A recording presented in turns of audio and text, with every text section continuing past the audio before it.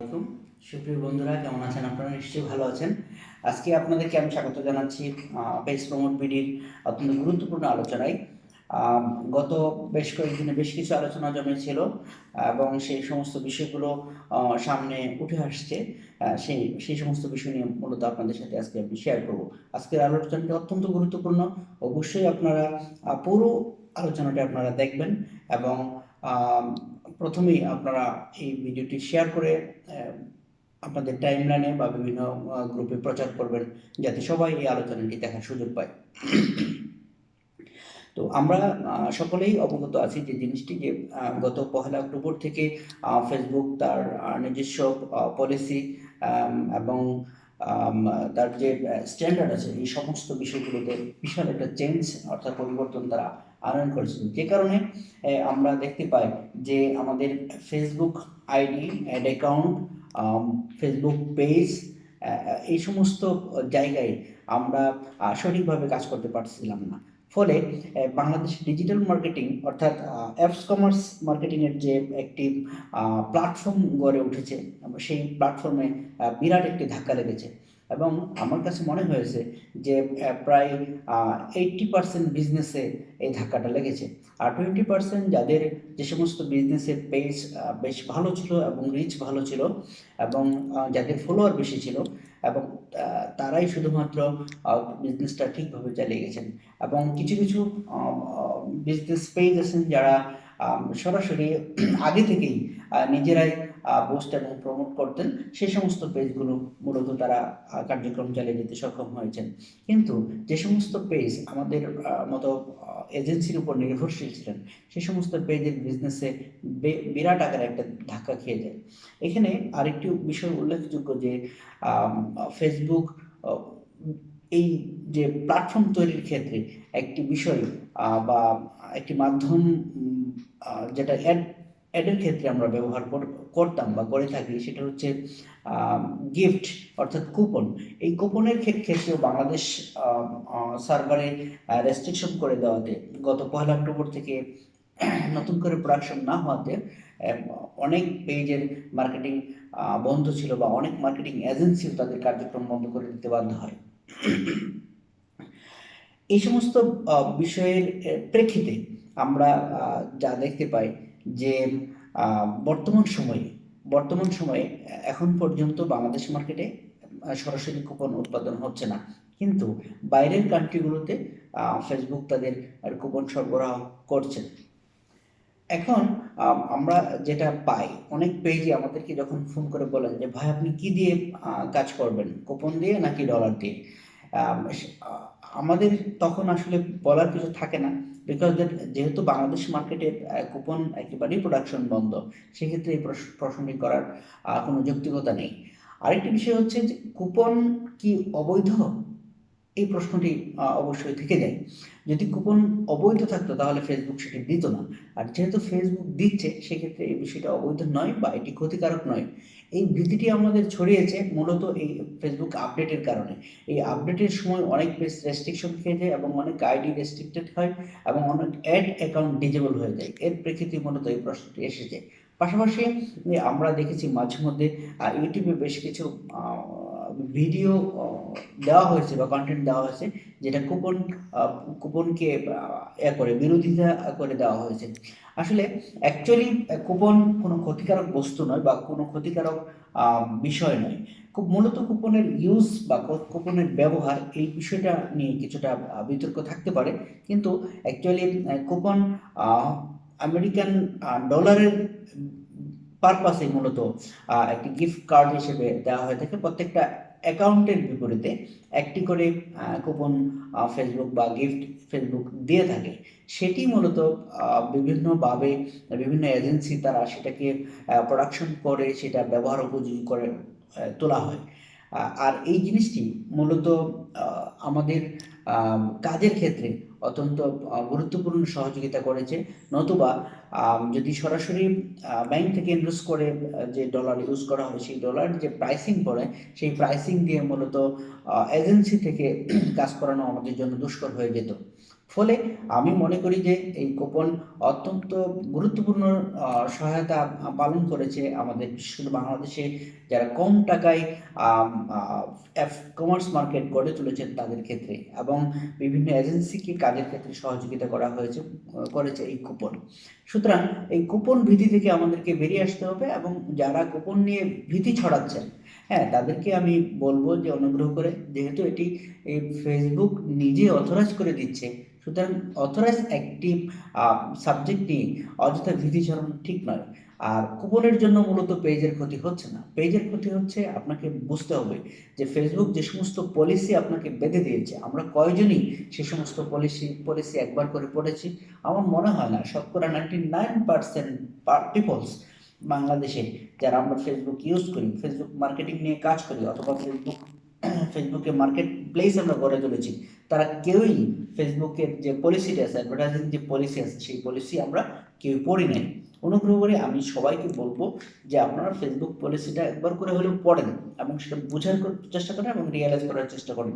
তাহলে আমাদের মধ্যে যে সমস্ত ভীতি আছে সে সমস্ত ভীতি থাকবে না। কেননা আমরা যখন জানবো যে এই কাজটা করলে আমার এটা হবে, এবং এই কাজটা না করলে এটা হতে পারে, বা এই ধরনের ক্ষতির সম্মুখীন হতে পারে, তাহলে আমাদের এই ঘোর বা এই সমস্যাটা দূরীভূত হবে। সুতরাং আমি সবাইকে আহ্বান জানাচ্ছি, আপনারা অবশ্যই অন্তত পক্ষে একবার করে হলেও ফেসবুক পলিসিটা, অ্যাডভার্টাইজিং পলিসিটা আপনারা পড়বেন। যারা বিশেষ করে মার্কেটিং এজেন্সিতে কাজ করেন, অথবা বিভিন্ন পেজ নিয়ে মার্কেট প্লেস গড়ে তুলতেছেন, অবশ্যই পেজ ওনারগণ আপনারা এই অ্যাডভার্টাইজিং পলিসিটা একবার করে হলেও পড়ার চেষ্টা করবেন।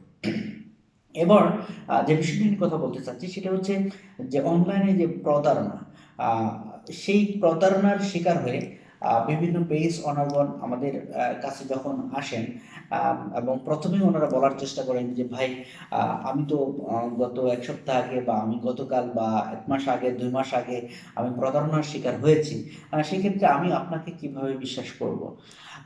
এখন এইখানে আসলে বলার কিছু নেই, কেননা কোনো একজন ব্যক্তি যদি প্রতারণা করে থাকে, সেইটার দায়ভার কিন্তু অন্য এজেন্সির কাঁধে দেওয়া যাবে না। এখন দেখা গেল যে এখানে আবার একটা সুযোগ সন্ধানী গোষ্ঠী আছে, যারা মূলত এই কথার মাধ্যমে অন্যদেরকে করার চেষ্টা করে, হ্যাঁ প্রতিপন্ন করে, তাদের তাদের কাছ থেকে কাজ আদায় করে আবার সে ভেগে যাওয়ার চেষ্টা করে। অর্থাৎ একটা ধাক্কা দেয় প্রথমে যে আমি অমুক জায়গা থেকে প্রতারণার শিকার হয়েছি, সুতরাং আমি কিভাবে বিশ্বাস করব? তখন আমি তার কথায়, আচ্ছা ঠিক আছে, আপনি প্রতারণার শিকার হয়েছেন, আমি প্রতারণা করি না, আমি আপনার কাজ করে দিচ্ছি, আপনি আমাকে পরে টাকা দিন। দেখা গেল যে এই কথার প্রেক্ষিতে আমি তার কাজ করে দিলাম, পরে সে টাকা দিবে, পরবর্তীতে আর টাকা আমি পেলাম না। তাহলে সে কি করলো? নিজে প্রতারণার একটা ফাঁদ তৈরি করলো যে আমি প্রতারিত হয়েছি, সুতরাং আমি আপনাকে পেমেন্ট আগে দেব না, পরে পেমেন্ট দেব। অর্থাৎ যখন এটা হয়ে গেল, আমি তার কাজটা করে দিলাম, সে তখন আর আমাকে সে অ্যালাউ করলো না, বা কি বললো, ব্লক করে দিল, ইত্যাদি ইত্যাদি। তাহলে এখানে উভয় পক্ষেরই কিন্তু একটা প্রতারণার আহ, করার সুযোগ রয়েছে।